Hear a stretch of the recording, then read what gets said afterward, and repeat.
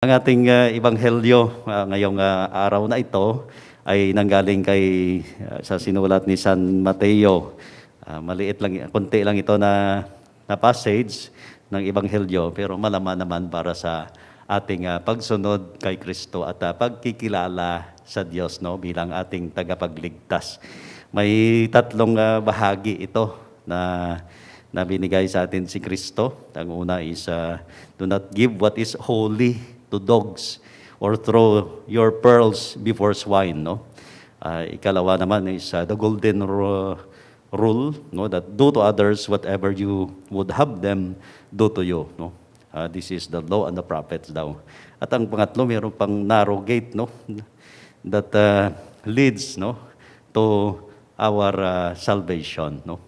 So siguro pag nilayan natin ito ng konti, no, hindi naman siguro tahasan, pero at the end of this, na patuloy pa rin tayong magmamahal sa Diyos, no, at sumunod sa Kanya, gumawa ng Kanyang kalooban sa ating buhay at siwalat ang mabuting balita ng kaligtasan para sa ating lahat, no.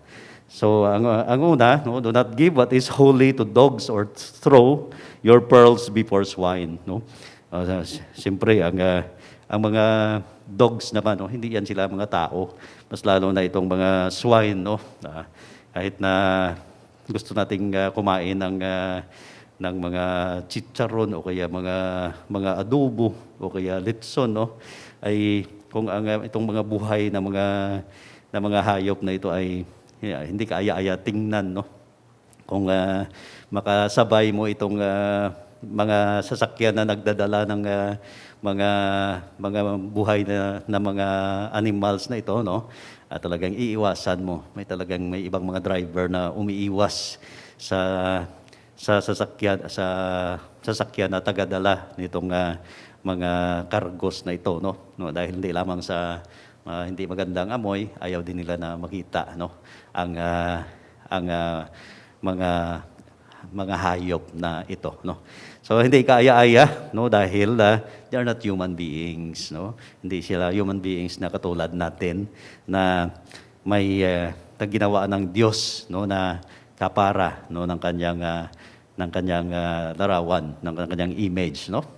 So nung unang panahon doon sa mga Israel, no, sa mga bayan ng Diyos, no, they were to discriminate, no, sa pagpapatuloy ng ibang mga tao or other group of people sa kanilang religion, no, sa kanilang pagsisimba, or even among themselves, no.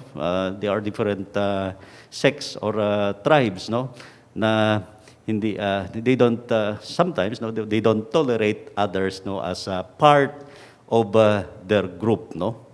And even with the early Christians, no, sa teaching ng Didache, sabi nila pag dating na daw ng communion, medyo iniitsapwera yung mga converts o kaya yung mga baguhan pa lamang, no, sa kanilang relihiyon. So there is always a discrimination in terms of purity o kaya yung rights na mapabilang sa kanilang grupo.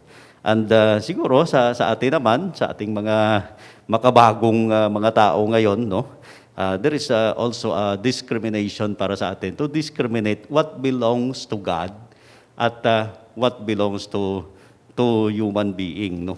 Ang ibig sabihin ang pagsunod natin, no, kay Kristo o kaya pagsunod natin sa Diyos sa buhay na ito, no, that holiness is supposed to be for human beings at sa mga tagasunod ni Kristo.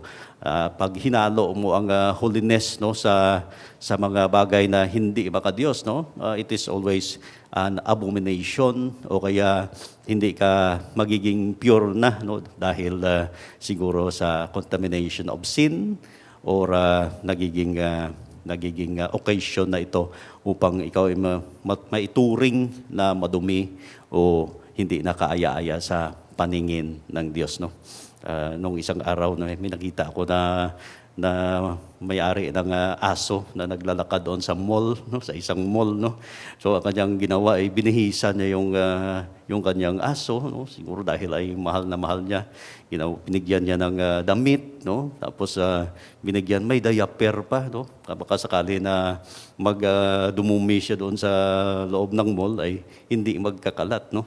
So, ewan ko kung anong, hindi ko na dinig yung kanyang tawag sa kanyang aso. Siguro nilagyan niya rin ng pangalan, no? So ganun, no? Akala niya tao o kaya tinuturing niya na tao, no, yung kanyang aso at mahal na mahal niya yon, no? At sumusunod-sunod naman yung aso, no, doon sa kanyang mga tawag, no. Pero ang makikita natin diyan, bihisan mo man ang hayop kung ano man yan, no, ay hayop pa rin yan, no? Hindi yan tao, no? At magugulat ka siguro kung magsasalita ang aso na, hi, hello, and goodbye, no? Pero hindi yan yung inaasahan natin, no, na sa mga aso na yan. Pero kung i-apply mo ito sa ating mga tao, bihisan mo mga tao, magiging gwapo o kaya magiging gwapa, no? Magiging maganda, no? At magiging kaaya-aya. Because we are human beings, no? Tao tayo na kawangis, no, ng larawan ng Diyos, no? We are human beings, no? Created under the image and likeness of God. We have a dignity before God, no, to be called children of the Lord. And so, that is what we are. Kaya, ang kabanalan dapat ay naging parte at bahagi ng ating buhay, no? The call to holiness, the call to live the message of God, no, in our life. The call to live as children of the loving Father, no? That love, no, is supposed to be, no, the foundation of our life because it is based on the love of God, no? So it is possible para sa ating lahat, no, to live a holy life because God is with us. Kaya hindi natin sinasamahan ito ng kung ano-ano mang nakakadumi, no, sa atin, nakakadumi dahil sa bahid ng kasalanan o kaya pagkamakasarili ng ating buhay, no? So, inanyayahan tayo sa araw-araw na ating pamumuhay to live the life of God, no? Be as such, no, to be called holy before Him, no, and of course also to discriminate kung ano ang nararapat sa Diyos at nararapat sa ating pagkatao at itakwil kung ano man ang kasalanan o kaya nagiging balakid para sa atin upang sundin at ipahayag, no, ang Diyos sa ating buhay, no? So I guess that's the first message of God, no? Huwag mong isaalang-alang, no, that ikaw ay anak ng Diyos. Huwag mong isaalang-alang ang kabutihan na magagawa mo, ang kabanalan na maipakita mo sa iyong buhay, because that is the way of God, no? We live the way of God. Live a holy life. Be a better Christian in your life. At that is how, no, to reflect, no, what you believe, no. It is also how to proclaim, no, the good news of salvation in this world. Na mahal natin ang Diyos at sinusunod natin ang kanyang atas para sa atin. And because of that, we commit ourselves to holiness. We commit ourselves to God. So una pa lang yan, no, na message para sa atin. Ang ikalawa naman ito, yung do to others whatever you would have them do to you, no. Ang sinasabi nila na golden rule, no, sa mga people of God, sa mga Israel, no, is may negative sila na connotation, na formulation nito, no, that do not do to others what you would wish them to do to you. Pero ginawa ni Kristo na positive ito, no. Gawin mo, no, sa iyong kapwa-tao kung anong gusto mo na ituring nila sa iyo, no. And this is the greatest of siguro sa commandment ng Diyos, no. Yung ibig sabihin nito na mahalin mo ang iyong kapwa-tao, gawin mo kung ano ang ikakasisiya niya, no, at higit sa lahat gawin mo ang mga bagay na makapagdudulot sa kanya ng kaligtasan, no. That we are partners of God, no, in His saving mission in this life, no. Na tayo lahat ay may kakayahan, binigyan ng kapangyarihan ng Diyos upang akayin ang ating kapwa-tao sa buhay na magiging banal, no? To the life of God. So ibig sabihin nito that we can also set a good example to our brothers and sisters. Pangunahan na natin, no, ang kung ano ang nararapat gawin at nakakapagbigay, no, nakakadulot ng kaligtasan sa ating kapwa-tao. Ibig sabihin that love, no, as much as you can, no, and do not do harm to others. Instead, always think of how to share the goodness of God in your life, no? Para makapagdulot ng kabutihan, magiging through your example, magiging mabuting tao itong yung kapwa-tao at maalala niya palagi kung paano magsasagawa ng kalooban ng Diyos o kung paano mag-share ng kabutihan sa kanyang buhay, no?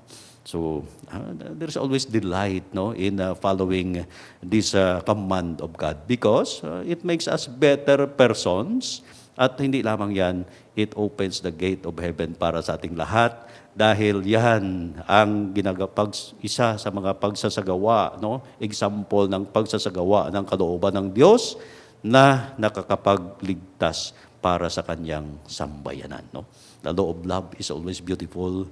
The law of love is always life-giving. The law of love always brings us to heaven, no? So at nakakataba ng puso at damdamin, no? So ganyan, dapat we should not be stingy in doing good to others, kundi ito ang ating program of action sa ating buhay at higit sa lahat palagi nating isa sa isip kung paano tayo maging instrumento ng pagmamahal ng Diyos sa isa't isa ngayon, no? Sa mundo na marami ng selfishness na nangyayari, marami ng gusto maging Diyos o kaya marami ng ayaw sumunod sa Diyos, no? We can always be an instrument of love to others. At pangatlo na, no? Enter through the narrow gate. Siyempre, kung minsan, alam natin yan, dito sa city ng San Fernando, sa downtown, maraming sasakyan, no? Kung minsan, puno na heavy ang traffic, no? Kung minsan, gusto nating magkaroon ng shortcut, but there is no other way para makalabas at makapunta sa ating patutunguhan, kundi isang ruta lamang, no? Yan din siguro ay ma-compare din natin yan sa pagsunod natin sa Diyos, no? The road, no, that leads to salvation ay palaging makitid, no, makipot o kaya kung yan mahirap, no. So naghahanap tayo ng shortcut o kaya ng paraan kung paano maiwasan ang pagsunod natin sa Diyos, no. But there is no shortcut, no, in our following of God.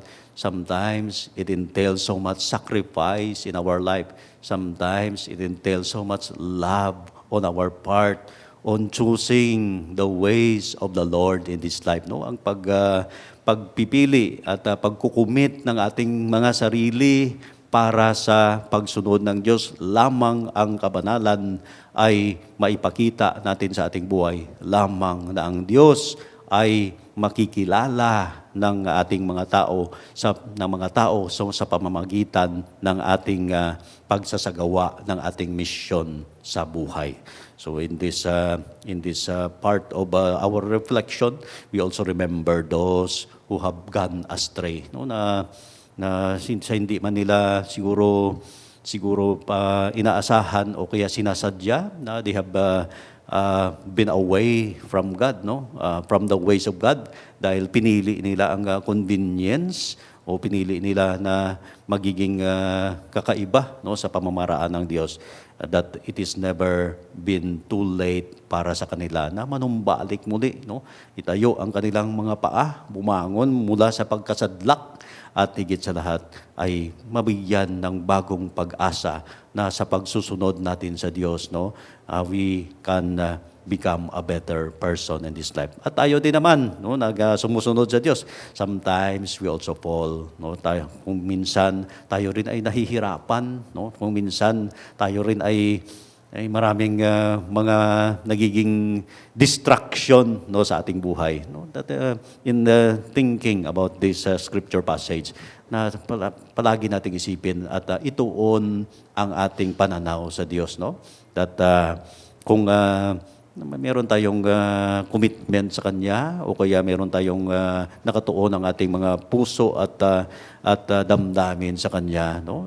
It is not, although we can experience hardship, no, or challenges sa ating buhay, mahal pa rin natin ang Diyos at gusto nating hindi mawalay sa Kanya, gusto natin na isagawa ang Kanyang kalooban dito sa mundo na ito. That there is always happiness in us when we are being challenged and once again show our love and commitment before God. No? So, binibigay lang naman siguro ito sa atin, no, para kung minsan tayo ay nahihirapan din at alam natin na ang buhay ng pagiging banal ay hindi madali para sa atin. That in reminding ourselves once again of God's presence in our life, we can once again show our commitment and our love for God. No? That there is always happiness, no, na hindi matutumbasan ng kung anumang mga bagay dito sa daigdig na ito when we are following God. Because surely, no, it leads to the salvation and real happiness that will lead us to heaven. No? So, nawa mga kapatid, no, ang ating pagninilay na ito ngayong araw na ito sa pagdiriwang din pala natin ng kapistahan ni San Aloysius Gonzaga. No? He was a Jesuit priest, no, na nag-alay din ng kanyang buhay, nagtahak ng narrow way, no, dahil sa kanyang sisilbi kay Kristo, no? Nahawa siya sa plague doon na sa Europe nung unang panahon. But yon ay isang pamamaraan upang pagsunod kay Kristo. Naging narrow gate yon para sa kanya. Ang pagsilbi sa mga nahawa ng mga plague, that at the end nahawa din siya. But nahawa siya ng holiness ng Diyos, no? Dahil doon ay ipakita niya ang kanyang pagmamahal kay Kristo. No? So we can always see the example of this saint at para sa atin na naman lahat na ma-inspire din tayo na kahit tayo ay nakadarama ng kahirapan o kaya crisis sa ating buhay o hindi naman challenges sa ating buhay, there is always God who sustains us along the way. So may we continue to follow the ways of God at higit sa lahat, may ipakita at maisiwalat, no, sa ating buhay ang pagmamahal ni Kristo. May God bless each one of us.